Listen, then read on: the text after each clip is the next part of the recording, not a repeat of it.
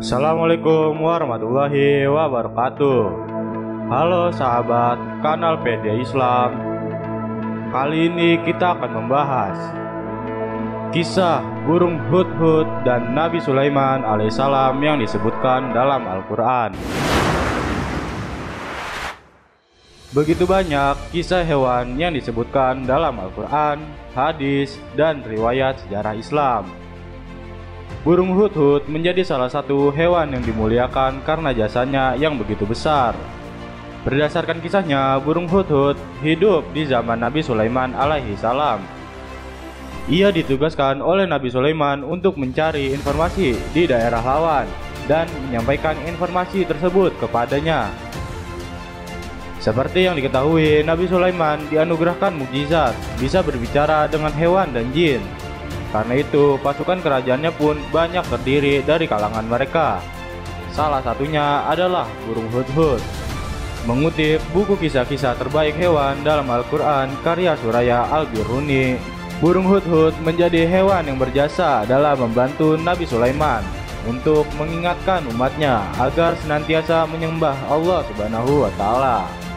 Nabi Sulaiman dianugerahkan istana dan kerajaan yang besar oleh Allah Subhanahu wa Ta'ala. Pasukannya begitu kuat yang terdiri dari manusia, jin, dan hewan. Burung hudhud menjadi salah satu yang ditugaskan untuk mencari informasi dari daerah lawan.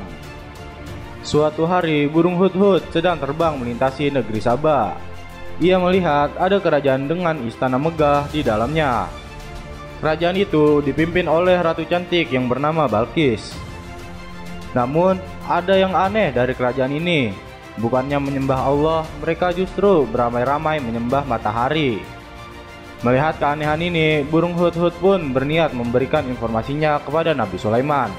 Burung hudhud kembali ke kerajaan dan bergegas menyampaikan pesan tersebut kepada tuannya. Nabi Sulaiman tersenyum dan berkata, "Kita lihat saja, apakah kamu benar atau kamu termasuk orang-orang yang berdusta." Kemudian Nabi Sulaiman menuliskan surat kepada Ratu Balqis. Ia mengajak Ratu Balqis beserta seluruh rakyatnya untuk meninggalkan sembahan matahari dan beralih menyembah Allah Subhanahu wa Ta'ala. Surat tersebut dibawa burung hudhud dan disampaikan kepada Ratu Balqis. Setelah surat diterima, burung hudhud pun menetap sebentar. Ia berniat menguping pembicaraan serius antara Ratu Balqis dengan para menterinya. "Kita adalah orang-orang yang memiliki kekuatan dan juga memiliki keberanian dalam berperang. Keputusan berada di tanganmu. Pertimbangkanlah apa yang akan kamu perintahkan," kata seorang menteri kepada Ratu Balqis. Ratu Balqis tidak sepakat dengan ajakan perang yang diusulkan menterinya itu. Ia merasa bahwa Sulaiman bukanlah orang biasa, melainkan orang terpandang. Sebab surat yang ia tuliskan menggunakan bahasa yang begitu sopan dan luhur. Dalam buku Satwa dan Puspa dalam Al-Quran karya Dewi Rika disebutkan bahwa akhirnya Ratu Balqis mengirim utusannya untuk memberikan hadiah kepada Sulaiman. Ia ingin mengetahui bagaimana reaksi Sulaiman menerima hadiah yang diberikannya. Mendengar hal tersebut, burung hudhud pun bergegas kembali ke istana Sulaiman. Ia menyampaikan semua informasi yang ia dengar kepada tuannya. Pasukan Ratu Balqis disambut dengan hangat. Mereka amat terkejut melihat istana yang begitu megah dan mewah. Dengan pasukan gagah dari golongan manusia, jin, dan hewan, sang utusan pun menjadi gentar dibuatnya. Dengan halus, Sulaiman menolak hadiah sang utusan dan ia berkata, "Apakah kamu patut menolong aku dengan harta? Allah telah memberiku lebih dari apa yang Dia berikan kepadamu." Akhirnya pulanglah sang utusan membawa kembali hadiah-hadiah itu. Burung hudhud kembali ke negeri Sabah untuk mencari informasi baru. Ia mendengar percakapan antara Ratu Balqis dan para menterinya. Sang ratu takjub dan ingin menemui Sulaiman.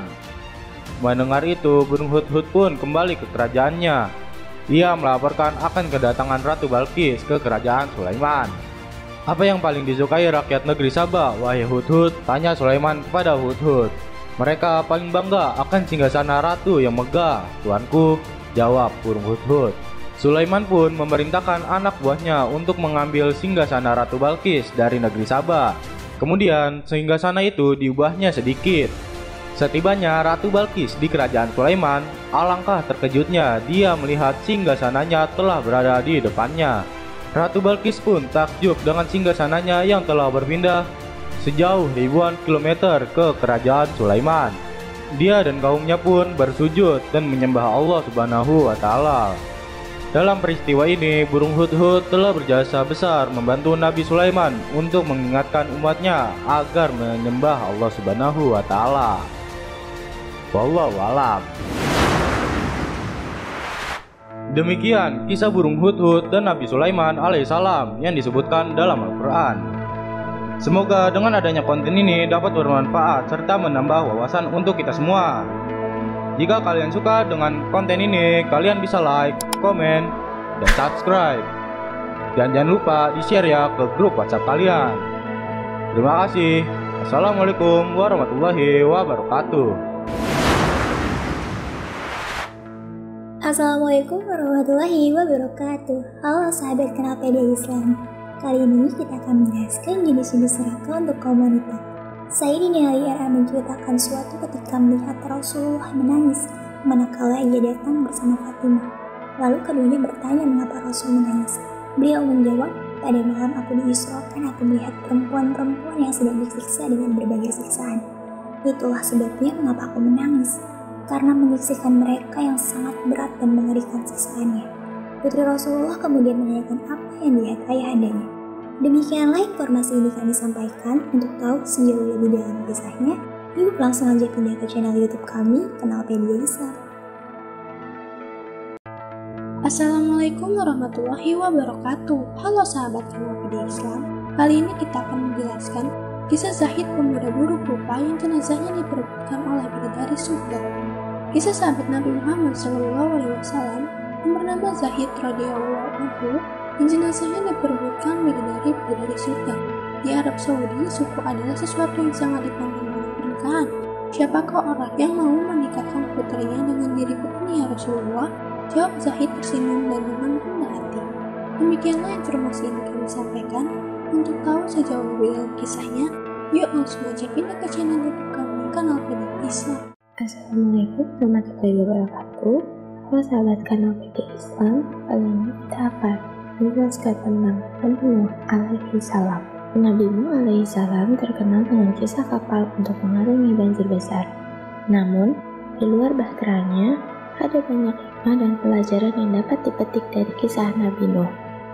Nabi Nuh adalah nabi ketiga yang patut diimani setelah Nabi Adam alaihissalam dan Nabi Idris alaihissalam. Nuh merupakan keturunan ke-9 dari Nabi Adam. Nama Nuh berasal dari bahasa Syria yang berarti bersyukur. Nabi Nuh juga mendapatkan gelar dari Allah SWT sebagai Abdul Syakur. Gelar itu berarti hamba yang banyak bersyukur sesuai dengan surah Al-Isra ayat 3. Demikianlah informasi ini kami sampaikan. Untuk tahu sejauh lebih dalam kisahnya, yuk langsung aja pindah ke channel YouTube kami, Kenalpedia Islam.